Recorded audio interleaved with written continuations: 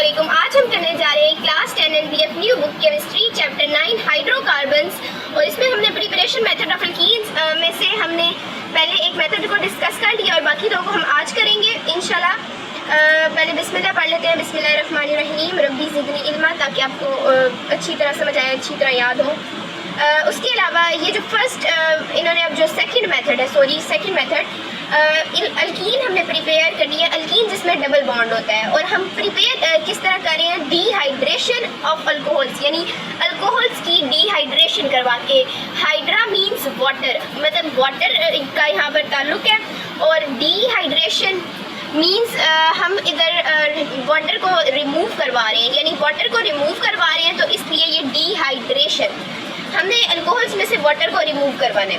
अब अल्कोहल क्योंकि OH इनका फंक्शनल ग्रुप होता है, अब जैसे कि ये कार्बन है, अब कोई भी कार्बन हो, चाहे कार्बन की जितनी भी बड़ी चेन हो, उधर मेथड यही एप्लीकेबल होगा, यानी आपने एक में से आपने H रिमूव करवाना है और दूसरे कार्बन में से, उसी से एडजेसेंट कार्बन में से हमने OH ग्रुप रिमूव करवाना है, तो H2O इस तरह रिलीज हो जाएगा और दोनों कार्बन के बीच में डबल बॉन्ड बन जाएगा, क्योंकि इनका ये बॉन्ड एक का इधर से टूटेगा और इसका इधर से। तो क्योंकि अब कार्बन ने 4 बॉन्ड बनाने होते हैं, तो फिर वो आपस में डबल बॉन्ड बना लेंगे और इस तरीके से अल्कीन प्रिपेयर हो जाएगी। जिस कार्बन से आप OH ग्रुप रिमूव करवाते हैं, बिल्कुल उसके एडजेसेंट कार्बन से ही आपने H रिमूव करवाना है, और इस तरीके से यहाँ पर डबल बॉन्ड बन जाएगा और H2O वाटर। इसके अलावा कंडीशंस आपने देखनी है, किन कंडीशंस में हो रहा है। Al2O3 को इधर एज अ कैटलिस्ट यूज़ किया जा रहा है, एल्यूमिना को, और उसके अलावा टेम्परेचर इधर 340 से 450 डिग्री सेल्सियस का है। उसके अलावा इन्होंने बताया है कि फॉस्फोरिक एसिड और फॉस्फोरस पेंटाऑक्साइड को भी हम एज अ कैटलिस्ट यूज़ कर सकते हैं। और ये जो रिएक्शंस है ना, जिसमें डबल बॉन्ड की फॉर्मेशन हो रही होती है, इनको एलिमिनेशन रिएक्शन कहते हैं, क्योंकि आप इसमें से एलिमिनेशन यानी एलिमिनेट करवाना, रिमूव करवाना, आप किसी कंपाउंड को, किसी एटम को आप रिमूव करवा रहे होते हैं, जिसको रिमूव करवाने की वजह से आपके जो सिंगल बॉन्ड है वो डबल में कन्वर्ट हो जाता है, क्योंकि कार्बन के हमने 4 बॉन्ड पूरे करने होते हैं, बैलेंसी पूरी करनी होती है, उसको स्टेबल बनाना होता है। तो इसलिए इसमें क्योंकि रिमूव करवाते हैं एटम्स, तो इनको एलिमिनेशन मेथड कहते हैं। एलिमिनेशन मेथड के रिजल्ट में डबल बॉन्ड हमारे पास बनता है। उसके अलावा dehydrohalogenation of halogeno alkanes. Halogeno alkanes यानी अल्केन्स हैं, सिंगल बॉन्ड है और उसके साथ कोई हैलोजिन अटैच है, हैलोजिनो अल्केन्स इसको कहते हैं। हैलोजिन जो ग्रुप 7A के हमारे पास मेंबर हैं, उनको हैलोजिन्स कहते हैं। फ्लोरीन, क्लोरीन, ब्रोमीन, आयोडीन वगैरह, एस्टाडीन रेडियो एक्टिव है। उसके अलावा यहाँ पर dehydro halogenation, D means remove करवाना, हाइड्रो यानी हाइड्रोजन भी, और हैलोजिन यानी हैलोजिन भी। इसमें से हाइड्रोजन और हैलोजिन दोनों रिमूव करवाएंगे, किसमें से, हैलोजिनो अल्केन में से। हैलोजिनो अल्केन आ गया हमारे पास,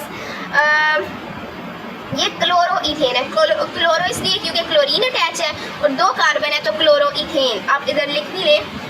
पोटेशियम ऑक्साइड यहाँ पर यूज़ कर रहे हैं, पोटेशियम हाइड्रोक्साइड। उसके अलावा यहाँ पर अब क्योंकि क्लोरीन है, यहाँ से हम रिमूव करवाएंगे क्लोरीन, और बिल्कुल इसी के एडजेसेंट एटम में से, एडजेसेंट कार्बन में से हम हाइड्रोजन एटम एक रिमूव करवाएंगे, जिसके रिजल्ट में दोनों कार्बन का एक बॉन्ड टूट जाएगा, यानी 3 बॉन्ड रह जाएंगे। तो फिर कार्बन का हमने 4 बॉन्ड पूरे करने हैं, तो इसके रिजल्ट में कार्बन अपने आपस में जो है वो डबल बॉन्ड बना लेंगे और हमारे पास डबल बॉन्ड यानी अल्कीन आ जाएगा। CH3 था इधर और इधर CH2 हो गया, क्योंकि एक हाइड्रोजन हमने इधर से रिमूव करवाया और इधर से क्लोरीन रिमूव करवाया, और जिसके रिजल्ट में ये हाइड्रोजन और ये क्लोरीन अब साथ हम इधर यूज़ कर रहे हैं पोटेशियम हाइड्रोक्साइड।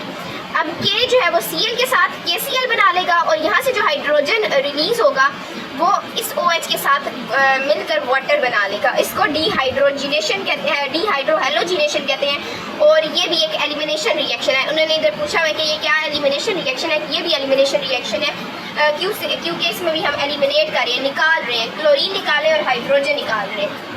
अब मिलते हैं नेक्स्ट वीडियो में। इस वीडियो के लिए इतना ही, और ये सेल्फ असेसमेंट अगर आपसे सॉल्व नहीं होती तो ये भी आप मुझे बता दें। वैसे तो जिस तरह मैंने एक्सप्लेन कर दिया है, आप मुझे उम्मीद है कि आप ये कर लेंगे, लेकिन अगर नहीं हुई तो एंड पे इस चैप्टर की सारी कंसेप्ट असेसमेंट पे मैं एक वीडियो बना दूँगी। मेरी वीडियो अच्छी लगी हो तो वीडियो को लाइक और चैनल को सब्सक्राइब करें। अल्लाह हाफिज़।